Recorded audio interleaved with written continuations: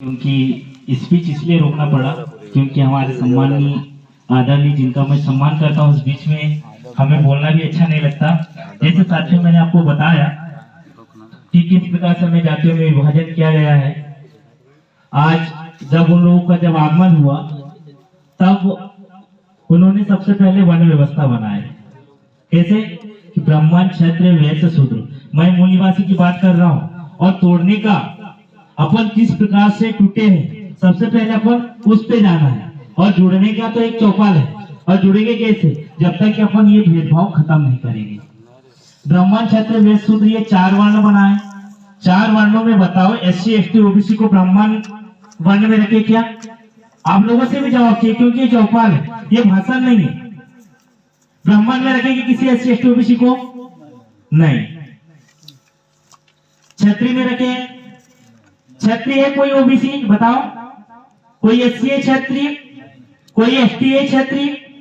ब्राह्मण में नहीं है, क्षत्रिय में नहीं है। वैश्य हो क्या आप लोग? बताओ यहाँ के SC ST OBC वैश्य है क्या? नहीं। वैश्य शूद्र हो क्या? शूद्र में रखे हैं। भैया इतिहास पढ़ने की जरूरत, मैं वही बात बता रहा हूं। मैं अपने को किस कैटेगरी में रखे हैं, किस वर्ण में रखे हैं? शूद्र में। शूद्र में किसको किसको रखे? SC ST OBC को। ठीक है। अब शूद्र में फिर भी उनको राज नहीं आया, फिर भी कितने कैटेगरी बनाए? शूद्र को ही 3 भागों में बांटे उन लोगों ने। ओबीसी में कई जातियां बना डाले, SC समुदाय में कई जातियां बना डाले, ST में कई जातियां बना डाले। ऐसा करके कुल मिला के 6743 जातियों में बांटे अपने शूद्र को। जो यहाँ के मूल निवासी जिनका मूल यहाँ पे कटा है उनको 6743 जातियों में बांटे। अब बांटने के बाद में उच्च नीच की भेदभाव कैसे पैदा किए? भैया आप OBC समाज वाले, आपका काम अच्छा है, आप इनसे ऊंचे जाति की हो, उनसे फिर छोटे नीचे ऊंचे मतलब नीचे जाति के बना दे, फिर नीचे जाति के। अगर कोई बांस का काम करता है तो उसको क्या बना दिए? भसोड़। कोई मिट्टी का काम करता है उसको बना दिए कुम्हार। कोई सोना चांदी का काम करता है उसको बना दिए सुनार। कोई दारू बेचता था कल, उसको करार बना दिए। इस प्रकार से अपने को जाति में विभाजन करके राज कर रहे हैं उन लोग। सबसे पहले अपने को तोड़ने का एक उन लोग मतलब धर्म का उपयोग करते हैं उन लोग। कई धर्मों में मतलब अपने को ऐसा उलट पलट कर रखे हैं। जैसे पहले के जमाने में एक सुक्कुड़ होता था, जानते हो चम्मच? सुक्कुड़ से किसका निर्माण हुआ है?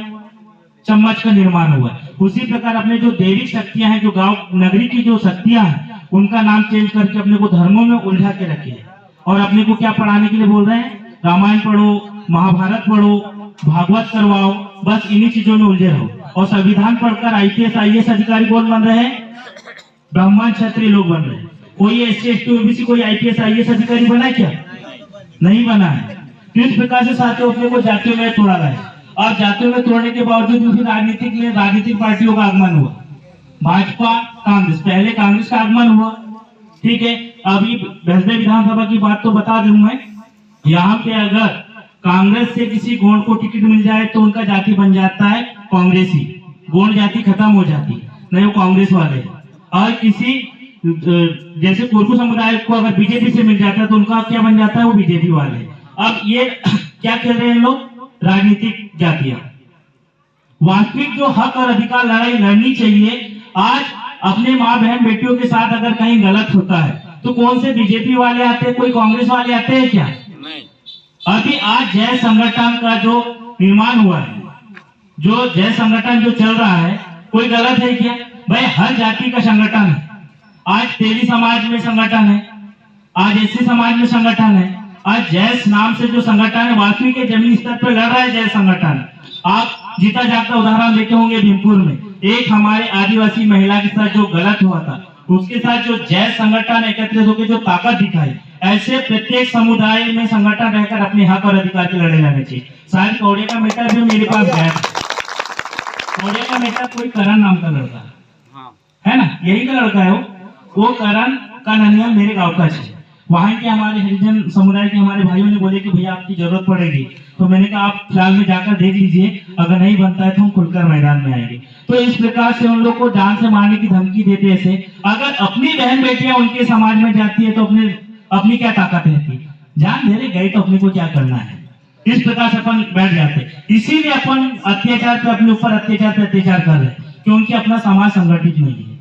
और ऐसे चौपाल वही समाज में लगाने की जरूरत पड़ती है जो समाज संगठित नहीं है। आज मुसलमानों को मैं उदाहरण दे रहा हूँ, उन लोग संगठित, उनके माँ बहन बेटियों के साथ गलत क्यों नहीं होता है?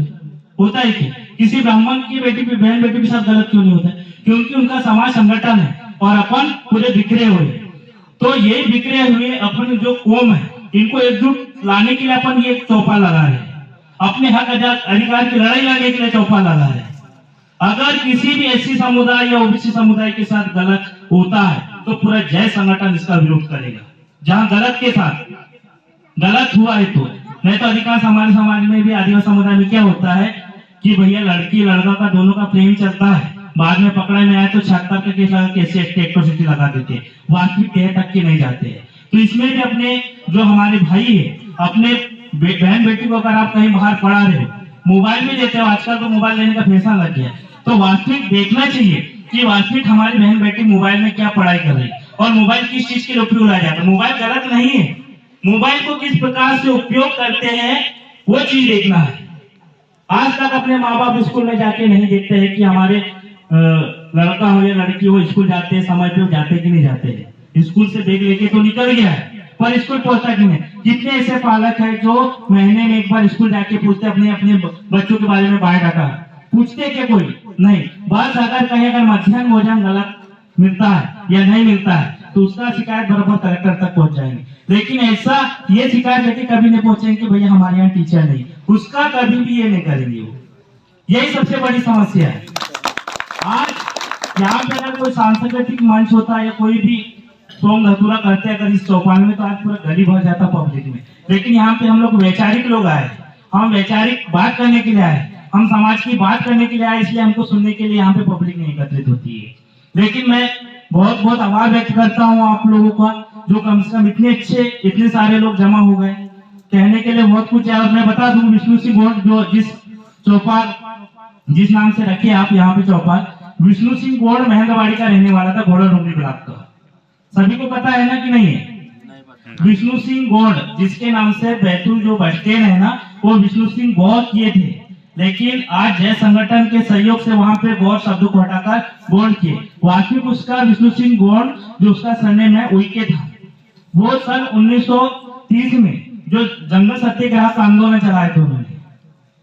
आज जब उस समय में ये गंजन सिंह कोरकुल भी उनका सहयोग किए थे। जब उस समय में जब गंजन सिंह कोरकुल विष्णु सिंह गौड़ जो महान योद्धा दोनों मिलकर जब अंग्रेजों को जब यहाँ से बिगुल बाया का जो भगाए थे, तो आज यहाँ के गोंड कोर को एक मंच पे क्यों नहीं आना चाहते? क्योंकि नेतृत्व करने वाले की कमी है। अभी तक हमारे जो पूर्वज जो हमारे से जो लीडरशिप कर रहे थे वो सिर्फ राजनीतिक लीडर कर रहे थे, और जो हमारे जो यूथ टीम आई है हम कायदा लीड कर रहे हैं सामाजिक जन जागृति का। हम वास्तविक बता रहे हैं कि वास्तविक हमको जातियों में किस प्रकार से भड़काया गया है। हम आपस छुआछूत की भावना को बीच में लाके खड़ा कर दिए। आज बाबा साहेब अम्बेडकर अगर नहीं होते तो हमको यहाँ पे चौपाल में बैठने का अधिकार भी नहीं मिलता। कहने कहीं धारा 19 के तहत अपने को बोलने का अधिकार दिया गया है। आज उसी की बदौलत है कि आज हम यहाँ पे बोल पा रहे हैं। नहीं तो इससे पहले जब मनुवादियों का जब यहाँ पे राज चलता था, कोई शूद्र व्यक्ति किसी मंच पे नहीं बोल सकता था, कहीं बिंदास गली में घूम नहीं सकता था। वही है कि सिर में वो हांडी झाँक के चलना पड़ता था। अगर कहीं कदम चले निशान ना आ जाए करके पीछे झाड़ू लगाया जाता था। इस प्रकार से अपने साथ गलत किया लोगों ने। जरा इस चीज को याद करो, पढ़ो कि वास्तविक हमारे साथ क्या गलत हुआ है। अभी जो 3% जो ब्राह्मण की बात कर रहा हूँ, ये चुपड़ी चुपड़ी बातें जरूर करते हैं। आज वास्तविक यहाँ पे देखा जाए, यहाँ पे मूल निवासियों की वोट है। बैतूल जिला का उदाहरण बता रहा हूँ, यहाँ पे सबसे ज्यादा वोट आदिवासियों का है। लेकिन चाहे कांग्रेस पार्टी की बात बोला जाए, बीजेपी, इसका जिला अध्यक्ष कौन है? ब्राह्मण लोग है। जबकि यहाँ पे किसको रहना चाहिए? सबसे ज्यादा वोटिंग किसका है? आदिवासियों का है ना। तो जिला अध्यक्ष किसको रहना चाहिए? किसी आदिवासी या फिर जिनकी सबसे ज्यादा संख्या है उनको रहना चाहिए। पर नेतृत्व ऊपर सीट में कौन बैठे हैं? वो लोग बैठे। बेटा तुम कार्यकर्ता बन के तुम दिन रात मेहनत करो, और ऊपर का जो माल माला जाएगा उसको कौन खाएंगे? हम लोग खाएंगे। तो अब हमें कार्यकर्ता बनकर नहीं, हमको मालिक बनकर, हमको ऊपर की सीट में जाकर अपने को काम करना है अपने भाइयों के लिए। अंतिम पंक्ति में जो व्यक्ति खड़े उनके तक के विकास पहुंचाना है। उनके साथ अगर गलत होता है तो उनके साथ हम सबको मिलकर लड़ाई लड़ना है। यहाँ पे अपने को जातिवाद की जो भावना है इसको भूलना पड़ेगा। भूल जाओ कि भैया वो हरिजन है, भूल जाओ कि भैया वो ओबीसी है, भूल जाओ कि ये आदिवासी है। इस गांव का रहने वाला चाहे SC ST OBC कोई भी हो, सबको मिलकर लड़ना है। इस गांव की समस्या अगर कोई है, अगर किसी आदिवासी के साथ गलत होता है तो यहाँ पे हरिजन भाई OBC भाई भी सहयोग करना चाहिए कि वास्तविक है कि हमारे गांव कौड़िया गांव का रहने वाला है, इसके साथ गलत हुआ है और इसकी आवाज हम बहते तक पहुंचाएंगे, बहते नहीं बैतूल तक पहुंचाएंगे, बैतूल नहीं भोपाल तक पहुंचाएंगे। ऐसा एकजुट हो जाओगे तो बराबर संभव है कि प्रत्येक इस गांव का नागरिक बिंदास शासन करेगा, राज करेगा। और राजनीति की क्या बात किया जाए तो यहाँ पे अभी वोट मांगने के लिए बहुत सारे लोग आएंगे, लेकिन हम वोट मांगने नहीं आए हैं। हम यहाँ पे जन चेतना जन जागृति के तौर पे मंच लगाए हैं। तो सामान्य साथियों, अभी बोलने के लिए अभी नेक्स्ट टाइम जब भी ऐसा कार्यक्रम होगा, अभी कार्यक्रम होता है प्रतिवर्ष कहाँ टेगड़ाना में, तब मैं जरूर आऊंगा और विस्तार पूर्वक बताऊं, क्योंकि अभी समय का अभाव है। गाँव से फोन आ गया जिसलिए मुझे अभी रात में गाँव निकलना है, क्योंकि एक हमारे जो मित्र है उनकी मम्मी जाते रहे, कल मैयत में भी जाना है, इसलिए माफी चाहूंगा कि मैं आपको समय नहीं दे पा रहा हूँ। हमारे सम्मानीय आदरणीय कुमरे सर है, वो आपको बताएंगे, क्योंकि बताने के लिए तो बहुत कुछ था, लेकिन अभी समय का अभाव है। अभी कुमरे जी भी बोले कि चलना चाहिए करके, इस वजह से मेरे बातों को यही विराम देता हूँ। इस जय सेवा, जय जोहार, जय भीम।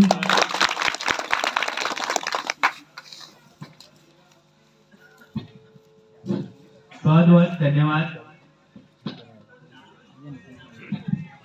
बहुत बहुत धन्यवाद माननीय शंभूदयाल दुर्वे जी। आपने हमारे बीच में आपने वक्तव्य रखा और बहुत अच्छे तरीके से हमारे साथियों को समझाया।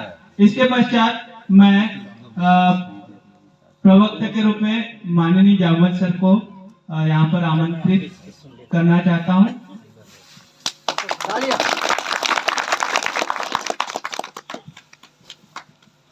बहुत बहुत धन्यवाद आनंद कौड़े जी।